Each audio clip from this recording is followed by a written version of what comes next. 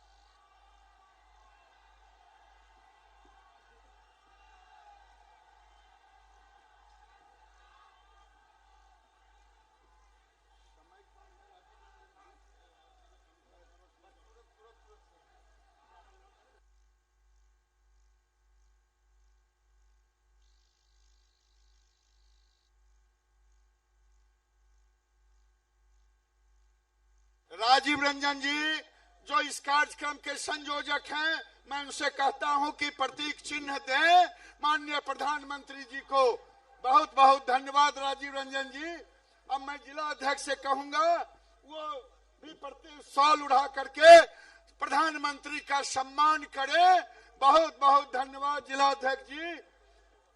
मैं सभी लोगों से, लोजपा के अध्यक्ष मैं डॉक्टर सुनील जी से कहूंगा, आप बुद्ध की प्रतिमा दें, धरती की पहचान है बुद्ध।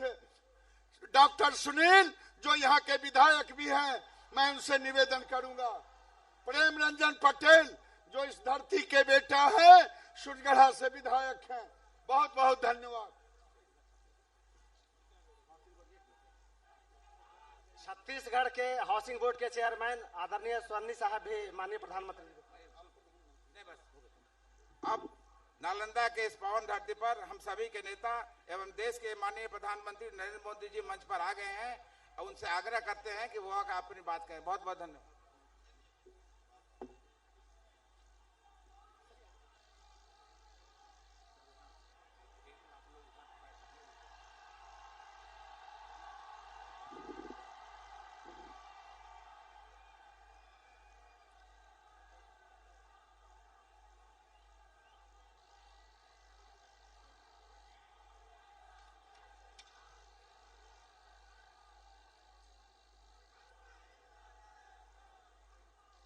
भारत माता की,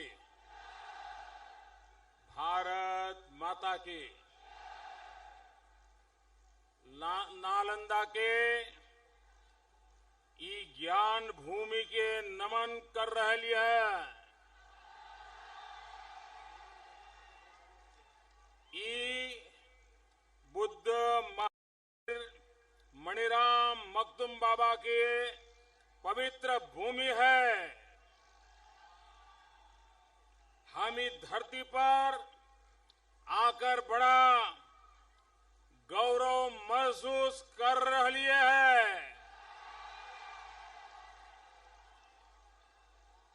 मंच पर विराजमान केंद्र में मंत्री परिषद के मेरे साथी श्रीमान गिरिराज सिंह जी,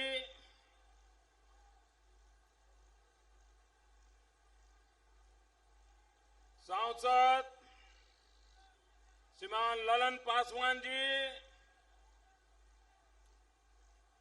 श्रीमान विश्वनाथ भगत जी, श्रीमान सत्यानंद शर्मा जी, श्रीमान राजीव रंजन जी, हम पार्टी के श्रीमान विश्वजीत पासवान जी, श्री रविशंकर प्रसाद जी, श्री बीसी विद्यार्थी जी, श्रीमान राजू पासवान जी, श्रीमान छोटेलाल राजवंशी जी, श्री प्रेम रंजन पटेल जी, भूपेंद्र साहनी जी, और इस चुनाव में जो आपके आशीर्वाद से विजय यात्रा को आगे बढ़ा रहे हैं, हरनौत से लोजपा के उम्मीदवार श्रीमान अरुण कुमार, आइए आगे, आइए अरुण जी। हिलसा से लोजपा के उम्मीदवार श्रीमती दीपिका कुमारी, मोकामा से लोजपा के उम्मीदवार श्रीमान कन्हैया कुमार सिंह, नालंदा से भाजपा के उम्मीदवार श्रीमान कौशलेंद्र कुमार, इस्लामपुर से भाजपा उम्मीदवार श्रीमान वीरेंद्र गोप, बख्तियारपुर से भाजपा के उम्मीदवार श्रीमान रणविजय सिंह, राजगीर से भाजपा के उम्मीदवार श्रीमान सत्यदेव नारायण आर्य, बिहार शरीफ से भाजपा के उम्मीदवार श्रीमान सुनील कुमार, अस्थावा से लोजपा के उम्मीदवार श्रीमान छोटेलाल यादव। मेरे साथ बोलिए भारत माता की।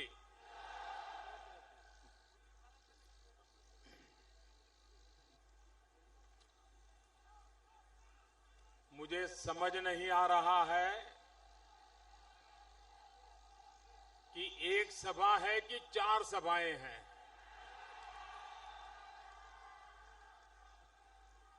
उधर कोई ऐसी भीड़ दिख रही जैसे वहां कोई सभा चल रही है। यहां तो ऐसा जन सैलाब है कि नजर ही नहीं पहुंचती है। उधर एक सभा चल रही है, इतनी भीड़ लग रही है उस किनारे के बाहर, और इधर मैं समझता हूं दूसरी एक इतनी सभा यहां चल रही है। मुझे पता नहीं उनको सुनाई देता होगा कि नहीं देता होगा, उसके बावजूद भी इस ताप में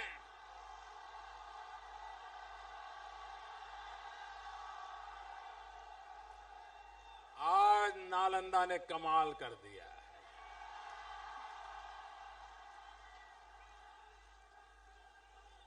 चुनाव का नतीजा तो 8 तारीख को आएगा। 8 तारीख के बाद उनका क्या होगा वो तो सब जानते हैं, लेकिन आज इस सभा की खबर सुनने के बाद लोग तांत्रिक नीतीश जी का क्या होगा,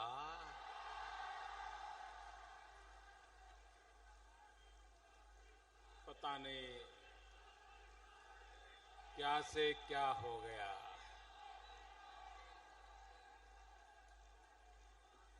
भाइयों बहनों, ये बिहार के नागरिकों की सूझबूझ है, ये बिहार के मतदाताओं का राजनीतिक बड़प्पन है कि वे बड़ी आसानी से दूध का दूध और पानी का पानी कर सकते हैं।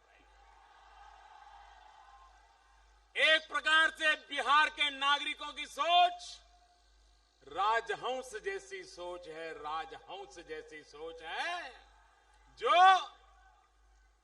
सच्चे मोती को परखने में पावरफुल है। और मैं माहौल जो देख रहा हूं, ये माहौल ये सिर्फ चुनाव के विजय का माहौल नहीं है, ये सिर्फ लोग तांत्रिक नीतीश कुमार को पराजित करने का ही माहौल ऐसा नहीं है। ये सिर्फ लालू जी को पराजित करने का माहौल है, ऐसा भी नहीं है। ये सिर्फ सोनिया जी को दर्पण दिखाने का माहौल है, ऐसा भी नहीं है। ये माहौल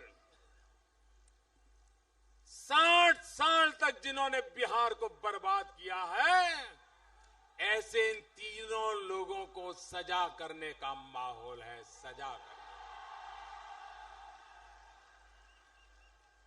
और बिहार की जनता ये चुनाव किसी को पराजित करने के लिए नहीं लड़ रही है। बिहार की जनता बिहार का भाग्य बदलने के लिए चुनाव लड़ रही है। और मैं देख रहा हूं बिहार की जनता ने भाग्य बदलने का फैसला कर लिया है। भाइयों बहनों,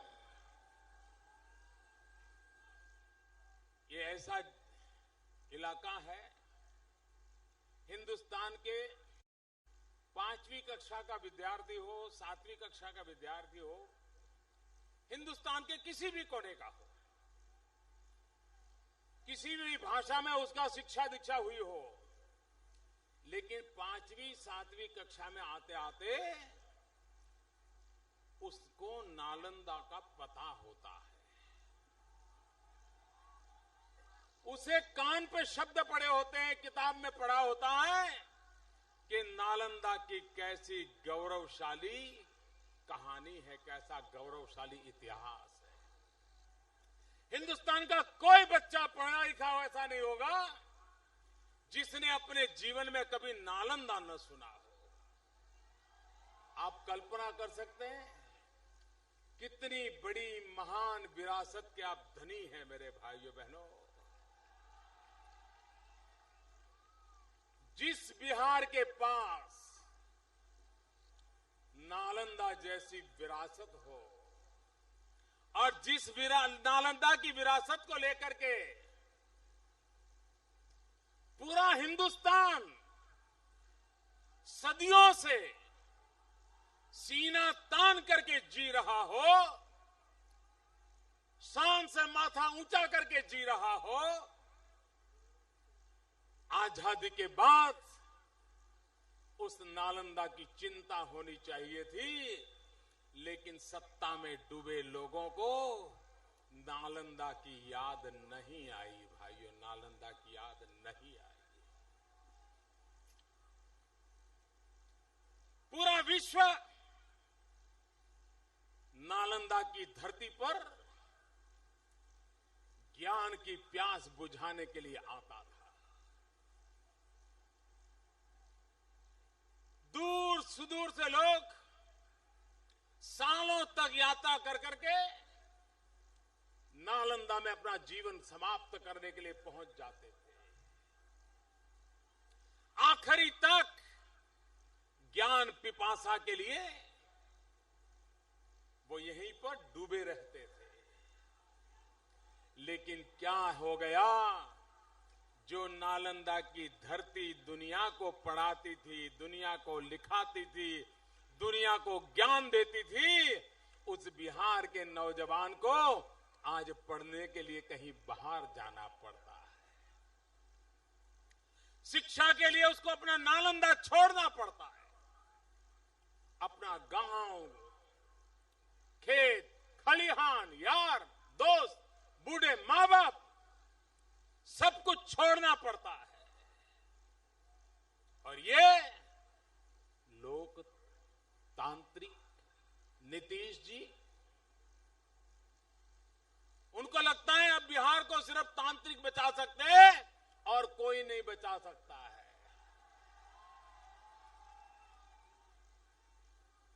लोकतांत्रिक नीतीश बाबू, बिहार को तांत्रिकों की जरूरत नहीं है। ये लोकतंत्र की ताकत ही बिहार को बचा लेगी। इतनी ताकत इस ताकत में, बिहार के नौजवान में वो ताकत है कि बिहार को बचाने के लिए किसी जंतर मंतर की जरूरत नहीं है। आप मुझे बताइए, बिहार के चुनाव का मुद्दा क्या होना चाहिए था? क्या होना चाहिए भाइयों? क्या होना चाहिए? क्या होना चाहिए? लेकिन उनके भाषण सुनिए। भाषण में क्या बोलते हैं? चुनाव है, 25 साल तक बड़े भाई छोटे भाई ने सरकार चलाई है, राज किया है, और भाषण क्या कर रहे हैं? हम सफेद कबूतर को काटेंगे, हम काले कबूतर को काटेंगे, हम मिर्ची का धुआं करेंगे। क्या चुनाव में ये सब करना है क्या? बेचारे कबूतरों को भी काटोगे क्या? क्या गुस्सा वहां निकालोगे क्या? लोग मुझे पूछते हैं कि मोदी जी, ये चुनाव बिहार का है, पिछले 10 दिन से तो आप नवरात्रि के कारण वहां गए नहीं थे, उसके बावजूद भी ये नीतीश जी, लालू जी दिन रात आप पर कीचड़ क्यों उछाल रहे हैं? आप पर इतना गुस्सा क्यों कर रहे हैं? आप पर इतने नाराज क्यों हैं? ये आप ही के पीछे क्यों पड़ गए हैं? मुझे लोग पूछ रहे हैं। आपको भी आश्चर्य होता है ना कि दिन रात मुझे ही कोसते रहते हैं, लेकिन इसका कारण मालूम है? मैंने कोई उनकी थाली छीन नहीं ली है। भोजन पे बुला करके मैंने कभी उनकी थाली छीन करके अपमानित नहीं किया है, लेकिन वो इस प्रकार से गुस्सा क्यों कर रहे हैं, नाराजी क्यों है? ये नाराजी का कारण है, और बड़ा महत्वपूर्ण कारण है। बिहार के जागरूक नागरिक इस बात को इशारे में समझ जाएंगे। कारण ये है कि पिछले 30 साल से ये अगड़े पिछड़े की राजनीति करते रहे। वे पिछड़ों के ठेकेदार और मसीहा बन गए, जातिवाद का जहर घोलते रहे, और ये सपने देख रहे थे कि हम जो ये जहर लेकर के निकले हैं, हम जो ये देश को टुकड़े टुकड़े करने वाली थियरी लेकर के 30 साल से काम कर रहे हैं, कभी न कभी हम प्रधानमंत्री बन जाएंगे। हमारी राजनीति यावत चंद्र दिवाकरो तपती रहेगी। ये सपने देख करके उन्होंने अगड़े पिछड़े जातिवाद ये सब करते रहे। अब उनको परेशानी ये है कि 30-30 साल तक हम ये करते रहे, और अचानक ये अति पिछड़ा ये प्रधानमंत्री कैसे बन गया? एक चाय वाले का बेटा अति पिछड़े परिवार में पैदा हुआ गरीब मां का बेटा प्रधानमंत्री कैसे बन गया? 30-30 साल तक 30-30 साल तक हमने जहर उगेला, लेकिन हमारे काम नहीं आया। और ये मोदी ने कौन सी मरहम पट्टी लगाई कि सबके सब उसके साथ हो गए। ये गुस्सा इस बात का है, जहर उस बात का है कि एक गरीब मां का बेटा, एक अति पिछड़े परिवार का बेटा, एक चाय बेचने वाला बेटा अचानक प्रधानमंत्री कैसे रहे हैं। और इसलिए लालू जी दिन रात मुझे गालियां दे रहे हैं, नीतीश जी मुझे अपमानित करते रहते हैं। मैडम सोनिया जी की कांग्रेस पार्टी ने तो 15 साल से मेरा जीना हराम करके रखा हुआ है, लेकिन आप में जितना जोम है, ताकत है, जुल्म करके देखो, जनता हमारे साथ है, हम सेवा करके देखेंगे।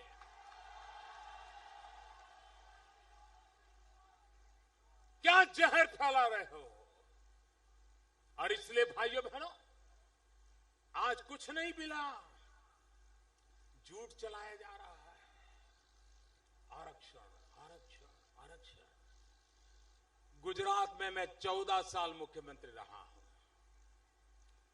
किसी भी आरक्षण को कोई खरोच तक नहीं आई। मध्य प्रदेश में हम 15 साल से राज कर रहे हैं, कभी भी आरक्षण पर खरोच नहीं आई। हम झारखंड में राज कर रहे हैं, छत्तीसगढ़ में राज कर रहे हैं, राजस्थान में राज कर रहे हैं, महाराष्ट्र में राज कर रहे हैं, गोवा में राज कर रहे हैं, राजस्थान में, हरियाणा में, लेकिन वहां पर कभी इस प्रकार का सोच तक नहीं आई, विचार तक नहीं आया। हमने समाज को साथ लेकर के चलने का हमेशा प्रयास किया है, और जो दलित है, पीड़ित है, शोषित है, वंचित है, जिसको बाबा साहब आंबेडकर ने हक दिया है, और मैंने गरीबी देखी है, मैंने पिछड़ापन देखा है, इस परिस्थिति में कैसे गुजारा करना पड़ता है, इसके दर्द को मैं जी चुका हूं, और इसलिए उनकी रक्षा के लिए बाबा साहब आंबेडकर ने जो दिया है उसको कोई हाथ नहीं लगा सकता है, क्योंकि मैं, लेकिन फिर भी अटल जी की सरकार इतना समय रही, कभी ऐसा हमने हाथ नहीं लगाया। लेकिन झूठ पे झूठ, क्यों? उनके पास विकास का मुद्दा नहीं है। इस चुनाव में लोगों के पास जाने के लिए उनके पास कोई मुद्दा नहीं है, और इसलिए इस चुनाव में उनको इसी प्रकार के चीजें बनानी पड़ती है। ये पहला चुनाव ऐसा है शायद हिंदुस्तान के लोकतंत्र में पहले कभी भी ऐसा चुनाव नहीं हुआ है। ये पहला चुनाव ऐसा है जिसमें ये बड़े भाई छोटे भाई ने 80% चुनाव आउटसोर्स कर दिया है, और वो आउटसोर्स किया है दिल्ली में। दिल्ली में एयर कंडीशन कमरे में बैठ करके रोज नई नई कथाएं गढ़ने वाले, भ्रम फैलाने वाले, झूठ को प्रचलित करने वाला एक कॉन्ट्रैक्ट दिया गया है। सिर्फ 20% ही चुनाव उनका बिहार में बचा है, 80% तो ऑलरेडी आउटसोर्स कर चुके हैं। और भाइयों बहनों, एयर कंडीशन कमरों में बैठ करके भांति भांति फैलाना कोई मुश्किल काम नहीं होता है। लोगों को भ्रमित करने के प्रयास कर करके ये खुद अपने आप को भ्रमित कर रहे हैं। मैं साफ देख रहा हूं ये जनता जनार्दन का मिजाज। मैं तो बिहार की धूल खाता खाता घूम रहा हूं भाइयों, बिहार का पानी पीता पीता घूम रहा हूं। मैं देख रहा हूं ये जनसैलाब भारतीय जनता पार्टी एनडीए के विजय का बिगुल बजा रहा है, विजय का बिगुल बजा रहा है। लेकिन भाइयों बहनों, आप मुझे बताइए, आज पूरे विश्व में, मुझे पारी ताकत से जवाब देना, आज पूरे विश्व में हिंदुस्तान का डंका बज रहा है कि नहीं बज रहा है? हिंदुस्तान का डंका बज रहा है। अमेरिका में हिंदुस्तान का डंका बज रहा है, चीन में हिंदुस्तान का डंका बज रहा है, जर्मनी में हिंदुस्तान का डंका बज रहा है, कनाडा में हिंदुस्तान का डंका बज रहा है। चारों तरफ हिंदुस्तान का जय जयकार हो रहा है कि नहीं हो रहा है? हो रहा है। क्यों हो रहा है? क्यों हो रहा है भैया? ये क्यों हो रहा है? क्यों हो रहा है? क्यों हो रहा है भाई? दुनिया में हिंदुस्तान का जय जयकार क्यों हो रहा है? पूरी ताकत से जवाब दीजिए, क्यों हो रहा है? मोदी के कारण नहीं हो रहा है। ये दुनिया में जो जय जयकार हो रहा है, दुनिया में विजय ही विजय का मंत्र गुज रहा है, उसका कारण मोदी नहीं, ये 125 करोड़ देशवासी है। इसके कारण दुनिया में जय जयकार हो रहा है। आज अगर दिल्ली में आपने हमें पूर्ण बहुमत न दिया होता, 30 साल के बाद दिल्ली में पूर्ण बहुमत वाली सरकार अगर न बनी होती, तो दुनिया में हिंदुस्तान का डंका नहीं बज सकता था। ये डंका इसलिए बजता है क्योंकि मेरे देशवासियों ने 30 साल के बाद दिल्ली में पूर्ण बहुमत वाली सरकार बनाई है। इसकी ताकत है कि दुनिया का कोई भी नेता, कितना ही महान देश क्यों न हो, कितना ही ताकतवर देश क्यों न हो, कितना ही शक्तिशाली देश क्यों न हो, लेकिन उसका नेता जब मोदी से हाथ मिलाता ना तो उसको मोदी नहीं दिखता है, उसको 125 करोड़ हिंदुस्तानी दिखाई देते हैं। 125 करोड़ हिंदुस्तानी दिखाई देते, ये ताकत है। मुझे बताइए भाइयों, पूरे हिंदुस्तान में बिहार का डंका बजना चाहिए कि नहीं बजना चाहिए?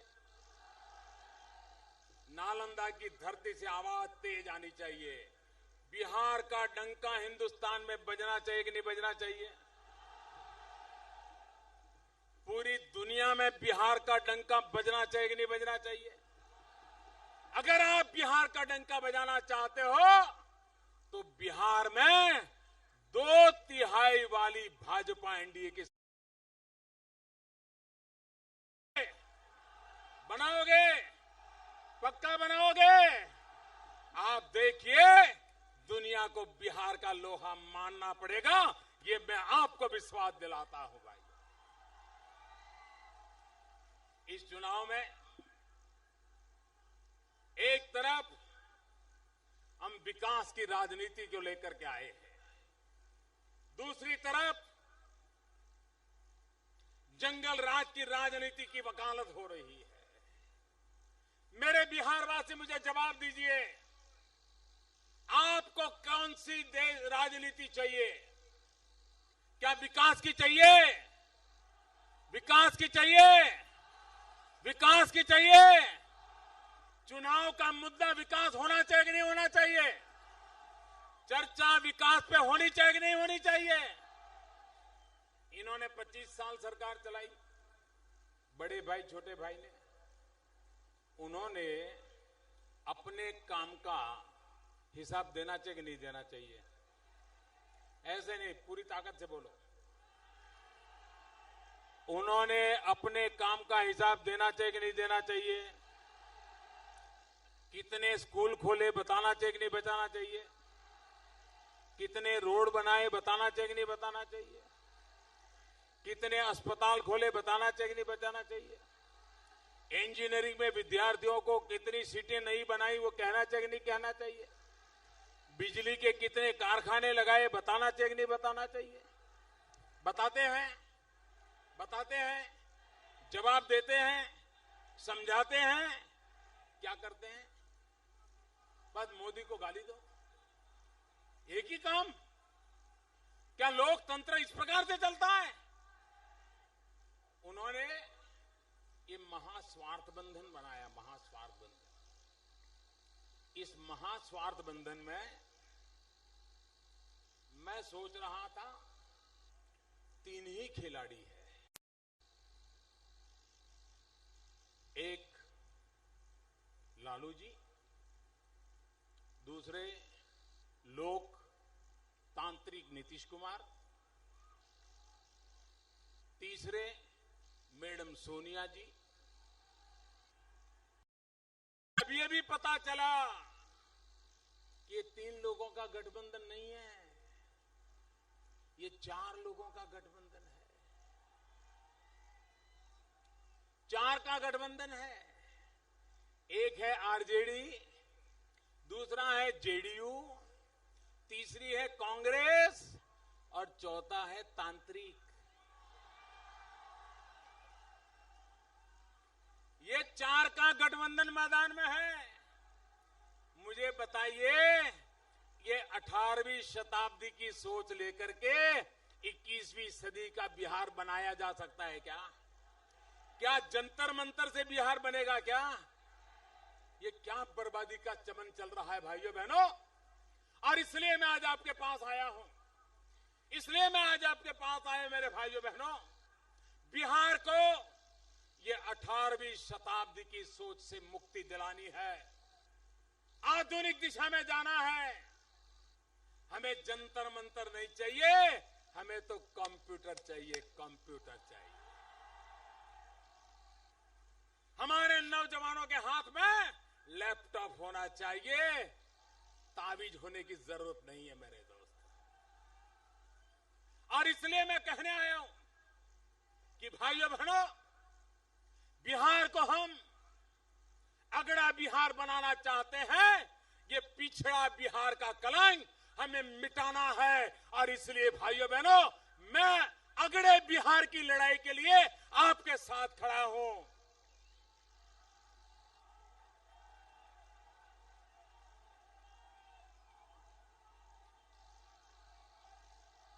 हमने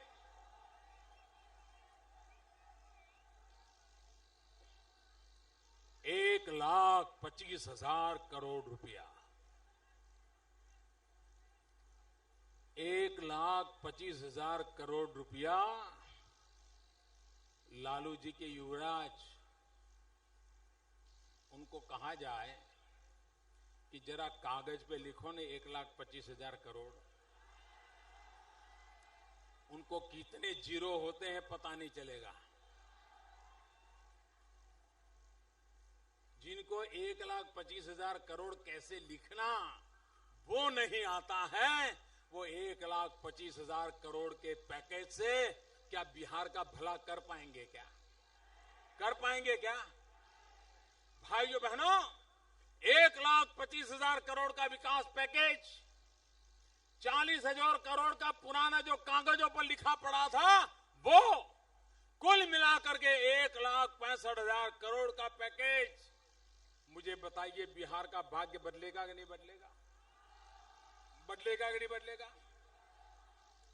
आप मुझे बताइए। जब मैं सुनता हूं हमारे लोग तांत्रिक नीतीश कुमार कहते हैं, हमारे लोग तांत्रिक नीतीश कुमार कहते हैं कि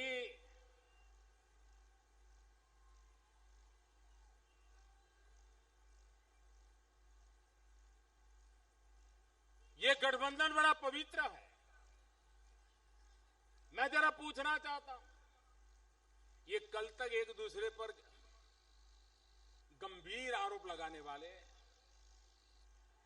लोग, तांत्रिक नीतीश बाबू, आप मुझे बताइए, क्या आपने लालू जी को चिट्ठी लिखी थी? मेरे भाइयों, नीतीश कुमार ने एक लालू जी को चिट्ठी लिखी थी, वो पढ़ी है आपने? पढ़ी है? पढ़िए और पढ़ाइए। अब तक पोलिंग तक ये चिट्ठी घर घर जाके पढ़ाओगे? पढ़ाओगे? नीतीश कुमार ने लालू जी पर कैसे गंभीर आरोप लगाए हैं, भ्रष्टाचार के कैसे गंभीर आरोप लगाए हैं, जातिवाद के कितने गंभीर आरोप लगाए हैं, संप्रदायवाद के कितने गंभीर आरोप लगाए हैं, कुशासन के कितने गंभीर आरोप लगाए हैं। खुद नीतीश कुमार की लालू जी के नाम चिट्ठी है। भाइयों बहनों, इन दोनों को पहचानने के लिए अब इससे ज्यादा किसी सबूत की जरूरत है क्या? है क्या? और इसलिए भाइयों बहनों, ये एक दूसरे की पीठ पे छरा भोंकने वाले लोग, ये जो महास्वार्थ बंधन है ना, उसकी पहचान क्या है? ये महास्वार्थ बंधन के जो हिस्सेदार है, उनका इतिहास क्या कह रहा है? उसी से उनका परिचय बनता है। और इतिहास में साफ बात, जिसको कहते हैं, जो कि महास्वार्थ बंधन है, उसकी 3 पहचान है: दंभ, दगा और दमन। यही इनकी पहचान है। दंभ करना, दगा करना, दमन करना, यही इन लोगों की पहचान है। अब बिहार पर यह दमन की राजनीति का दौर खत्म होगा। दगाबाजी, दम, ये बिहार के राजनीति से सदा सर्वदा विदाई ले लेगा भाइयों बहनों। और इसलिए आज बिहार के नौजवानों को बिहार के नागरिकों से मैं अनुरोध करने आया हूं कि आप विकास के लिए मतदान कीजिए। और जब मैं विकास की बात करता हूं तो मेरी सादी सीधी भाषा में मैं बता देता हूं, विकास का मेरा अनेक कार्यक्रम है, वो तो सब करेंगे, लेकिन मेरा बिहार के लिए 6 सूत्री कार्यक्रम है। 6 सूत्री, 3 सूत्र है बिहार राज्य की भलाई के लिए और 3 सूत्र है बिहार के परिवारों की भलाई के लिए। बिहार राज्य की भलाई के 3 सूत्र क्या है? बिहार को चाहिए बिजली, पानी, सड़क। ये 3 सूत्र हैं। अगर बिहार को बिजली मिल जाए तो बिहार का नौजवान कारखानों में इतना उत्पादन कर सकता है, पूरे हिंदुस्तान की आर्थिक ताकत बन सकता है। बिहार में किसानों के खेत में पानी पहुंच जाए तो बिहार का किसान हिंदुस्तान में सेकंड ग्रीन रिवॉल्यूशन कर सकता है, दूसरी हरित क्रांति कर सकता है, पूरे हिंदुस्तान का पेट भर सकता है। और बिहार के गांव-गांव अच्छी सड़कों से जुड़ जाए तो बिहार की गति तेज दौड़ने लग जाएगी। इसलिए मैं कहता हूं, बिहार राज्य के लिए, इस भूमि के लिए मेरा 3 सूत्री कार्यक्रम बिजली, पानी, सड़क, और बिहार के परिवार को भी विकास के लिए कार्यक्रम चाहिए। सिर्फ राज्य के विकास के बात नहीं बनेगी, बिहार के परिवारों की भी चिंता करनी पड़ेगी। और इसलिए मेरा 3 सूत्री कार्यक्रम है। पहला है पढ़ाई, दूसरा है कमाई और तीसरा है बुजुर्गों को दवाई। ये 3 सूत्री मेरा कार्यक्रम है। बिहार के नौजवान को पढ़ने के लिए बिहार के बाहर नहीं जाना पड़े, ऐसी यहां पढ़ाई की व्यवस्था होनी चाहिए। गरीब से गरीब के बच्चे को अच्छे से अच्छी शिक्षा का प्रबंध होना चाहिए। बिहार के नौजवान को कमाई करने के लिए, रोजगार के लिए बिहार छोड़ करके, अपने खेत खलिहान छोड़ करके, अपने गांव, अपने यार, अपने दोस्त, अपने बूढ़े माता बाप को छोड़ करके बिहार के बाहर जाना न पड़े, शहरों में जाकर के झुग्गी झोपड़ी में अपमानित जिंदगी जीने के लिए मजबूर न होना पड़े। इसलिए बिहार के नौजवान को चाहिए कमाई। और तीसरा, बिहार में जो हमारे जो बुजुर्ग हैं उनको दवाई चाहिए, डॉक्टर मिलना चाहिए, सस्ती दवाई मिलनी चाहिए। ये मेरा 3 सूत्री कार्यक्रम बिहार के परिवारों के लिए है।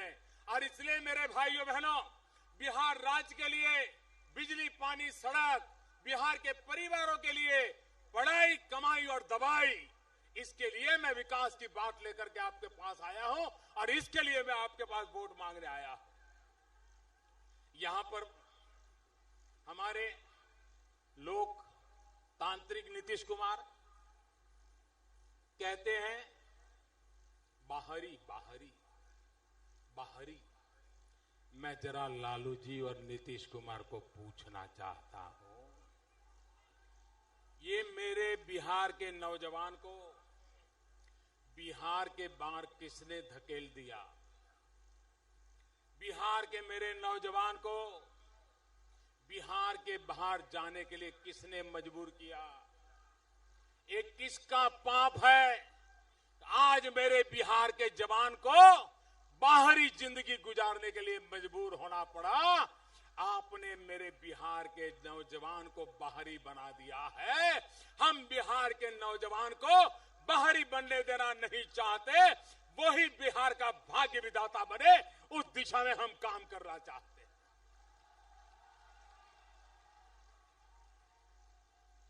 यहां उद्योग धंधे लगने चाहिए, रोजगार लगना चाहिए। और इसलिए मेरे नौजवान साथियों, इस चुनाव में पूरी ताकत से मतदान कीजिए, 25 साल से कुशासकों को भयंकर से भयंकर सजा कीजिए और देखिए हिमालय में जब बर्फ गिरता है, हिमालय में बर्फ वर्षा होती है तो बिहार में ठंड आती है कि नहीं आती है? बताइए ना। बिहार में बर्फ गिरता है तो हिमालय में बिहार में ठंड आती है कि नहीं आती है? तुरंत आती है ना। जैसा ही वहां बर्फ गिरना शुरू हो जाता है बिहार में ठंड आना शुरू होता है। जो हिमालय में होता है उसका असर बिहार पे तुरंत होता है। अभी 2 दिन पहले हिमालय में, जम्मू कश्मीर में, लद्दाख लेह के अंदर चुनाव हुआ। लेह लद्दाख के चुनाव में बाकी सभी राजनीतिक पार्टियां साफ हो गई, अकेली भारतीय जनता पार्टी जीत गई भाई। जिस कांग्रेस के पास पहले 22 सीटें थी वो 5 पर आ गए, 5 पे आ गए, 5 पर। भारतीय जनता पार्टी का विजय बिगुल वहां बच गया। अब मुझे बताइए, वहां बर्फ गिरती हो तो जैसे हवा आती है, ये विजय की हवा भी बिहार में पहुंच गई कि नहीं पहुंच गई? लद्दाख दिवाली मना रहा है, 8 तारीख को दिवाली मनाओगे? 8 तारीख को दिवाली मनाओगे? इस बार बिहार 2-2 दिवाली मनाएगा। मेरी आपको बहुत बहुत शुभकामनाएं हैं। मेरे साथ मुट्ठी बंद करके बोलिए, सभी उम्मीदवार वगैरह आ जाएं। मेरे साथ दोनों मुट्ठी बंद करके बोलिए, भारत माता की आवाज, ये नालंदा की धरती की आवाज है। उनकी नींद हराम होने वाली है। अब वो चैन से बैठ नहीं पाएंगे। आने वाले दिनों में कैसी बौखलाहट होती है, कैसे मुझ पर जुल्म होते हैं, लेकिन लालू जी, नीतीश जी समझ लीजिए, आप जितना कीचड़ उछालोगे कमल उतना ही ज्यादा खिलने वाला है। पूरी ताकत से बोलिए, भारत माता की, भारत माता की, भारत माता की। बहुत बहुत धन्यवाद।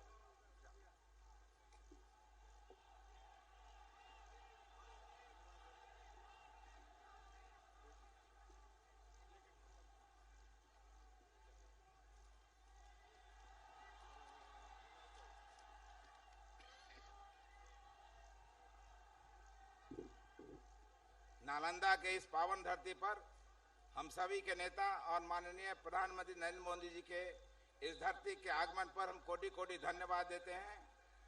नालंदा वासियों की ओर से प्रधानमंत्री को यह विश्वास दिलाते हैं कि पहले भी 7 सीट एनडीए की थी, इस बार भी 7 सीट एनडीए की रहेगी।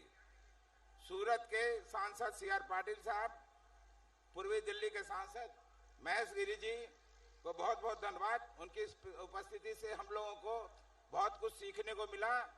केंद्रीय मंत्री गिरिराज जी को यहाँ रहने से हम सबको बहुत सहायता मिली।